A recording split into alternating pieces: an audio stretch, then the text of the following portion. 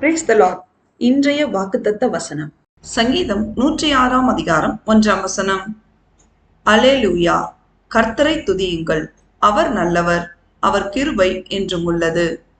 கிறிஸ்துவுக்குள் அன்பானவர்களே, பரிசுத்தரும் குற்றமற்றவரும் வானங்களிலும் உயர்ந்தவருமாயிருக்கிற சேனைகளின் கர்த்தர் ஒருவர் மட்டுமே நல்லவர். நம்மை நேற்றும் இன்றும் என்றும் மறவாமல் அவருடைய கிருபையினால் ஆசீர்வதித்து வழிநடத்துகிற தேவாதி தேவனை நாம் முழு மனதோடு துதிக்க வேண்டும்.